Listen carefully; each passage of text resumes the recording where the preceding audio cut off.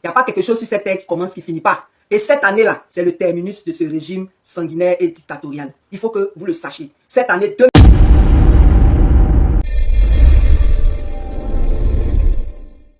Hello mes gars, ouais. Aujourd'hui on se retrouve pour de nouvelles vidéos. Abonnez-vous, activez la cloche de notification si ce n'est pas encore fait. Ici, on est sur l'actualité Ivoire. Ouais, 100% Ivoire, mais en tout cas, un petit peu aussi de l'extérieur. Disons 90% des actualités Ivoire, mais un petit peu 10% de l'extérieur aussi, car c'est hyper important aussi de savoir ce qui se passe dans le monde. Donc, si vous aimez ce genre de délire, n'hésitez pas à prendre place, c'est gratuit. Abonnez-vous. Vérifiez si la cloche est activée. Si ce n'est pas encore activé, active parce que c'est comme ça que vous recevrez des notifications une fois que je mets en ligne une nouvelle vidéo. Donc, c'est hyper important de faire ça. Ouais. J'arrête de blablater, je vous laisse découvrir la vidéo et puis on revient juste après. Ouais. Ici, on est sur Asmo Babi. Ouais.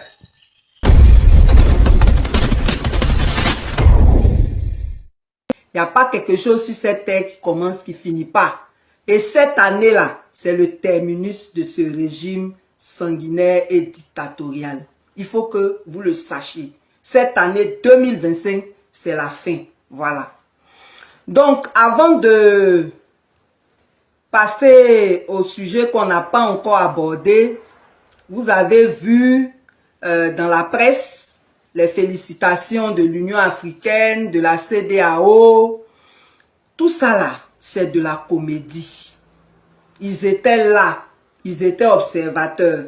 Ils savent qu'il n'y a pas eu élection. Ils savent que les Ivoiriens ont boudé cette élection. Ils connaissent le vrai taux de participation. Mais ce sont eux aussi des abonnés au coup d'État. Des institutions régionales qui sont censées être pour le peuple. Ils travaillent plutôt pour tous les systèmes dictatoriaux et leurs amis. Malheureusement, c'est ce qui se passe. Ils condamnent les coups d'État militaires, ils applaudissent les coups d'État constitutionnels, ils applaudissent les coups d'État électoraux. Donc nous là, on fait rien avec leurs avis, on fait rien avec leurs communiqués. Ce qu'on sait, c'est que cette année, la Côte d'Ivoire sera libérée. Donc ne vous laissez pas impressionner par toute cette comédie. Ça fait partie de la mascarade, ça fait partie du braquage électoral. L'autre point, on en a déjà parlé, mais on revient dessus. Parce que beaucoup nous ont encore contactés pour cette question des législatives. Les législatives, là, on a déjà parlé de ça. On a dit que le découpage électoral n'avait pas changé. Donc le RHDP part favori avec tous les sièges du Nord qui lui sont acquis. Yopougon, qui est la deuxième commune plus peuplée du pays, a 6 députés, Korogo en a 9. Donc vous-même, vous voyez un peu ce que c'est. Donc, on ne va pas s'attarder sur ce sujet. On a dit que le découpage électoral n'était pas fiable. La CEI elle-même, vous la connaissez, elle n'est pas fiable. Et puis, si les gens vont à ces législatives-là, ils se feront complices du 4e mandat. Parce que c'est dans le cadre de ce 4e mandat que cette législature va se situer. Donc tous ceux qui seront candidats pour aller faire de la figuration à l'Assemblée nationale, plutôt que d'influencer les décisions, auront trahi le peuple parce que ça ne sert à rien. On a vu la législature de 2021, comment ça s'est passé. Qu'ils nous fassent leur bilan. En dehors du député Assalé qui a fait des propositions de loi là, les autres là, ils ont fait quoi? Et puis les propositions de loi là sont allées où? Parce que quand tu es minoritaire, ta voix ne compte pas. Ils sortent même de l'Assemblée, on vote dans leur dos. Donc, nous on dit, ces législatives là, celui qui est contre le 4e mandat, il doit les boycotter. Maintenant, après, les partis politiques sont libres de décider de ce qu'ils veulent. Nous, on parle en tant que citoyens. Si vous avez décidé d'aller à l'Assemblée nationale, c'est pour toucher tout ce à quoi les députés ont droit. Mais ce n'est pas pour nous. Parce que vous ne serez pas assez fort pour porter notre voix comme vous le devriez. Voilà la logique. Maintenant, après, chaque parti est libre de décider ce qu'il veut. Nous, on livre la pensée du peuple. Parce que nous sommes du peuple. Et nous parlons au nom du peuple. Du vrai peuple de Côte d'Ivoire. Du peuple patriotique. Qui ne veut plus qu'on se joue de lui. C'est de ça que nous parlons. Maintenant, les partis sont libres. Je vais revenir maintenant sur pourquoi il faut poursuivre cette lutte contre le 4e mandat. Il y a eu le braquage électoral. Il est en cours. Aujourd'hui même, ils vont donner les résultats définitifs. S'ils veulent même, ils n'ont qu'à faire l'investiture après demain. Nous, on s'en fout de ça. On dit, on ne rentre pas en 2026 avec Ouattara. On dit, le 4e mandat, là, il ne va pas gouverner. Ça, là, ça n'a qu'à être clair. Même législative, là, ça n'aura pas lieu. Donc, si vous voulez inscrivez-vous, ça, c'est votre problème. Maintenant, pourquoi on doit poursuivre? On va rafraîchir la mémoire des Ivoiriens. Parce que parfois, on oublie. Et on oublie trop vite. C'est pas bon. C'est pas bon. On doit poursuivre la lutte contre le 4e mandat. Parce que dans l'article 58 de notre Constitution, vous allez voir la période de l'investiture est inscrite dedans. On va voir s'ils vont respecter. Comme c'est des violeurs impénitents de la Constitution, c'est pas évident, mais on verra bien. Donc, dans l'article 58 de la Constitution, figure le serment que le chef de l'État prête quand il est élu. Et à la fin de ce serment-là, il dit que s'il trahit le peuple, que le peuple lui retire sa confiance. Mais c'est ce qu'on est en train de faire. Retirer confiance là. C'est dans ça on est. C'est dans ça on est. Parce qu'il nous a trahis sur toute la ligne. Il nous a trahis sur toute la ligne. C'est dans retrait de confiance là on est. Et qu'est-ce qui s'est passé? Vous le savez tous. Avant les 3 mandats qu'il a fait, il a promis un Ivoirien, un toit. Aujourd'hui, on détruit les maisons des gens. Sans aucune indemnisation, sans aucune mesure d'accompagnement. Ça a été leur projet, leur programme de 2024. Détruire les maisons des gens. Même des gens qui ont accédé. Donc là, déjà, c'est un mensonge. L'autre mensonge et l'autre trahison, on nous a promis que la vie serait moins chère. C'est maintenant même là, on est pris à la gorge. La vie est devenue plus chère que jamais. Et quand on diminue le carburant, on ne diminue pas le transport. Alors que quand on augmente, le transport augmente. Il y a un désordre dans le pays. Mais vraiment sur tous les plans et dans tous les secteurs. On nous a promis qu'il n'y aurait plus de corruption dans l'administration. C'est maintenant même là. Les gens détournent des centaines de milliards et puis il n'y a rien, ça ne va pas quelque part. Il faut être du clan de Alassane Dramane Ouattara pour être tout permis dans le pays. La corruption est même devenue inqualifiable tellement elle a dépassé les limites. On nous a promis la justice. On nous a promis qu'il n'y aurait plus d'exclusion. Mais on pratique le rattrapage ethnique. Et ça, les preuves sont innombrables.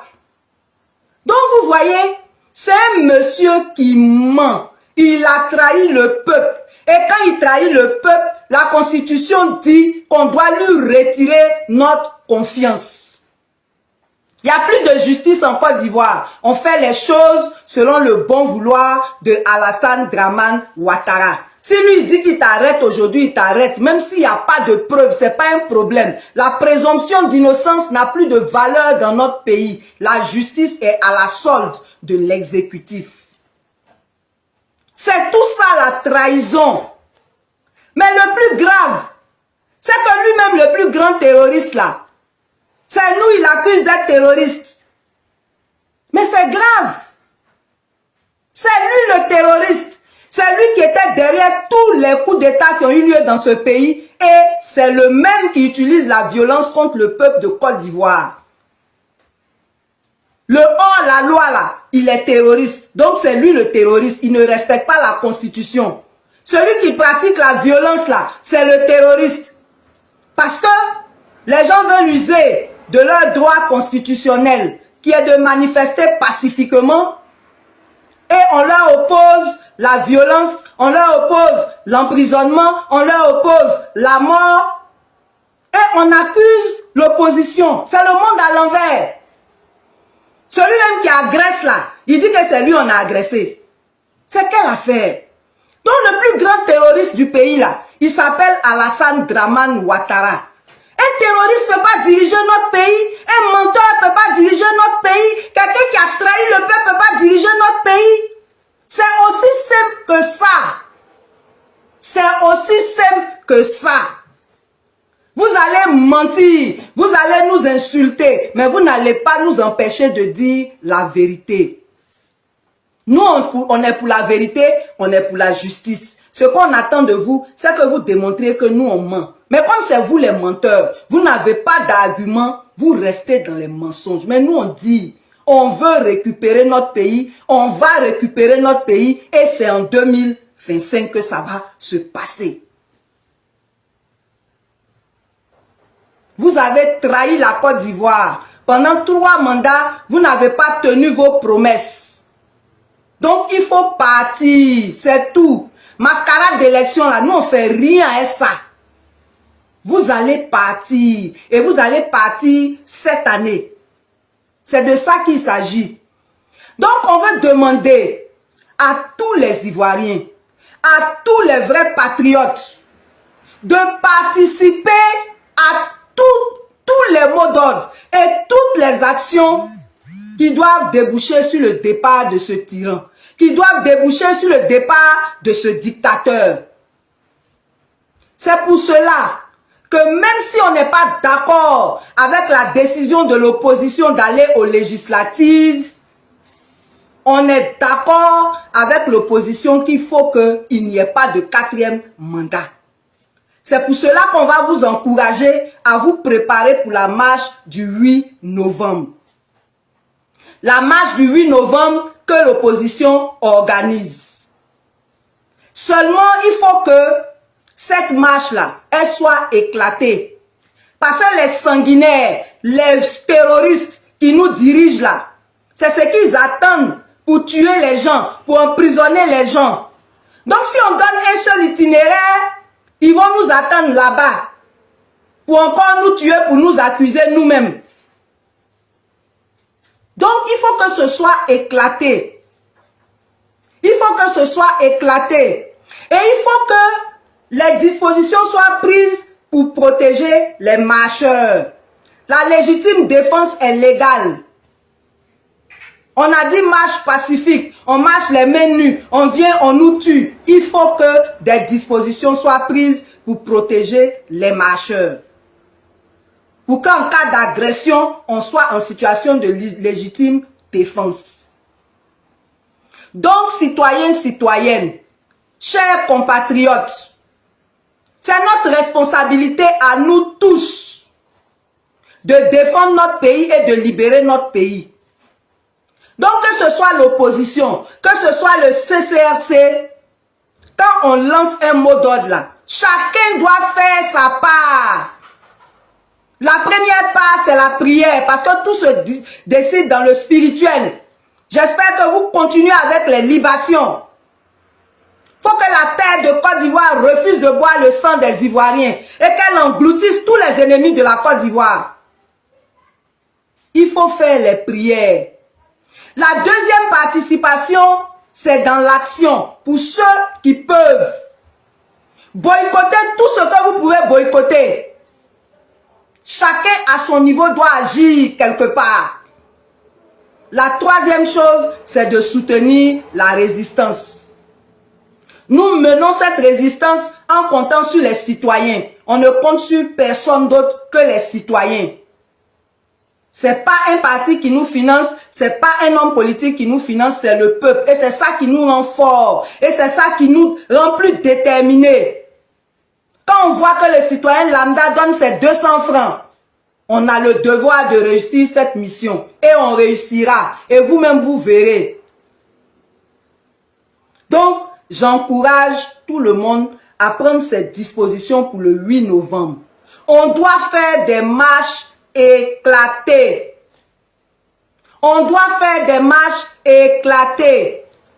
Ceux qui attendent qu'on les paye pour sortir là, vous n'êtes pas des patriotes, vous êtes des lâches. Mais allez adhérer au RHDP, ils vont vous donner l'argent là-bas. Vous faites quoi avec nous? Vous faites quoi avec nous? Donc, que chacun fasse sa part. Que chacun fasse sa part. Donc, on vous l'avait dit, aujourd'hui, on n'allait pas être trop long. Ce qu'on veut vous dire, c'est que ce qu'on a commencé là, on va aller jusqu'au bout. Alassane Dramane Ouattara ne va pas exercer ce 4e mandat. Et c'est chacun de nous qui va y participer. Et c'est ensemble que nous allons célébrer cette victoire. Donc ne vous découragez pas. La calmie qu'il y a eu ces derniers temps là, ce n'est rien. C'est un temps de préparation. On vous dit qu'il va partir et il va partir. Il va partir. Il doit partir et il partira. Vous avez vu la chanson qu'on a mis au début là? Choco Choco, ça va finir. Il n'y a pas quelque chose qui commence sur la terre là qui finit pas. Ça va finir et c'est déjà fini. Tout dépend de notre détermination. Alors que la communauté internationale applaudit sans hésitation le 4e mandat contesté d'Alassane Ouattara, une profonde indignation secoue la conscience ivoirienne. Comment croire encore en des institutions qui semblent fermer les yeux sur l'injustice? De la crise post-électorale à aujourd'hui, notre mémoire refuse l'oubli. Et si l'heure était enfin venue pour les peuples africains de reprendre leur destin des mains de ceux qui le confisquent? Nous sommes nombreux, aujourd'hui, à ressentir ce malaise profond qui ronge silencieusement notre pays. Un malaise qui n'est plus seulement politique, mais moral, presque existentiel. Lorsque nous avons vu, les yeux encore fatigués par des années d'épreuves, les grandes institutions internationales se précipiter pour féliciter Alassane Ouattara pour un 4e mandat contesté, nous avons eu l'impression de revivre un vieux cauchemar. Comme si l'histoire se répétait encore et encore, avec les mêmes acteurs, les mêmes injustices, les mêmes silences complices. Nous, Ivoiriens, avons appris dans la douleur à nous méfier des mots trop polis, des déclarations trop rapides, des félicitations qui cachent des intérêts bien plus vastes que nos souffrances.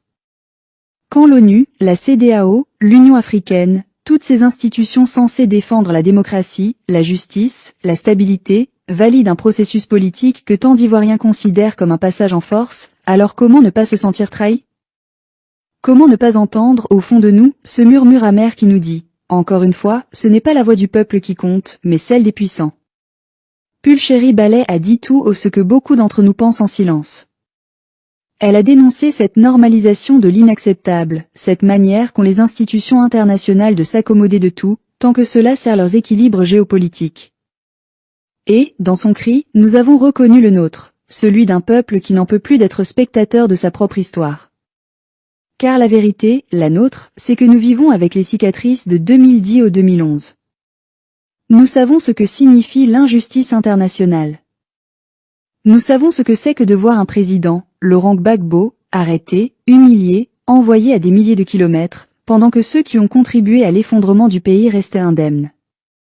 Nous avons regardé la CPI, cette institution qui devait incarner l'équité, ne poursuivre qu'un seul camp. Le nôtre. Et au fond de nous, malgré tous les discours, malgré les promesses d'impartialité, il reste cette douleur vive. Et nous, alors? Qui a pleuré nos morts? Qui a jugé nos blessures? Ce n'est pas de la haine, non. C'est de la mémoire. Une mémoire qui refuse de se taire. Une mémoire qui refuse d'être effacée pour satisfaire les récits officiels de ceux qui détiennent le pouvoir ou les micros. Lorsque nous demandons justice, ce n'est pas pour rallumer le feu, c'est pour que, enfin, quelqu'un reconnaisse notre humanité. C'est pourquoi, quand la communauté internationale applaudit un 4e mandat, alors que tant d'Ivoiriens crient à la rupture constitutionnelle, nous sentons un vieux vertige. Le vertige d'un monde où les institutions semblent n'être que des façades, où l'ordre international se construit sans nous, contre nous parfois. Un monde où la souveraineté africaine n'est qu'un mot creux, tant que les intérêts des puissances ne sont pas menacés. mais nous devons aussi nous regarder en face. Nous avons trop souvent attendu que ces mêmes institutions étrangères viennent résoudre nos crises, arbitrer nos conflits, trancher nos débats internes. Et aujourd'hui, nous découvrons que ceux vers qui nous nous tournons ne sont peut-être pas les garants de la justice que nous espérions. Peut-être avons-nous mis trop d'espoir entre les mains de ceux qui n'ont jamais partagé notre destin. L'Afrique n'aura jamais de justice tant qu'elle ne la construit pas elle-même. La Côte d'Ivoire ne retrouvera jamais sa dignité si elle continue de laisser les autres écrire les chapitres les plus importants de son histoire. Quand une institution internationale choisit de ne voir qu'un seul crime, qu'un seul coupable, qu'un seul récit, alors elle cesse d'être une institution, elle devient un instrument. Et pourtant, malgré nos colères, malgré nos déceptions, quelque chose tient encore dans le cœur des Ivoiriens. Une flamme têtue. Une espérance que rien n'a réussi à éteindre. Nous ne croyons peut-être plus aux institutions internationales comme avant. Nous ne croyons peut-être plus à ces discours sur la démocratie importée comme un produit manufacturé. Mais nous croyons encore en nous. En notre peuple. En notre capacité à décider, à protester, à reconstruire. Nous ne savons pas ce que demain réserve au 4e mandat d'Alassane Ouattara. Peut-être tiendra-t-il, peut-être vacillera-t-il sous la pression des réalités sociales, économiques, régionales. Mais ce que nous savons, c'est que le peuple ivoirien n'est plus le peuple docile des années 1990. Nous avons appris à parler, à dénoncer, à résister, à espérer, même quand tout semble perdu. Oui, nous avons été trahis. Oui, nous avons été abandonnés par ceux qui prétendaient garantir la justice. Oui, nous avons été déçus par une CPI qui a jugé un camp et oublié l'autre. Mais non, nous ne sommes pas vaincus. Parce qu'un peuple qui se souvient est un peuple vivant. Parce qu'un peuple qui refuse l'injustice est un peuple debout. Parce qu'un peuple qui espère encore est un peuple invincible. Et un jour, peut-être plus tôt que certains ne l'imaginent, nous serons enfin libres de notre propre justice, de notre propre démocratie, de notre propre souveraineté, non pas validée par les chancelleries étrangères, mais construite par nos mains, par nos luttes et par nos rêves. Ouais, on se retrouve à la fin de la vidéo. Qu'est-ce que vous en pensez de ce que vous avez regardé et tout? N'hésitez pas à me passer vos avis dans les commentaires parce que vos avis aussi, ça compte vraiment pour moi. Je suis là pour vous lire et tout. Vos avis, qu'est-ce que vous en pensez et tout. Mettez-moi tout ça dans les commentaires. C'est hyper important pour moi. Et bon, ici on est sur Babi. Et surtout, activez la cloche de notification. Abonnez-vous et on se retrouve pour de nouvelles vidéos. C'était votre gars Asmo. Ici on est sur Babi.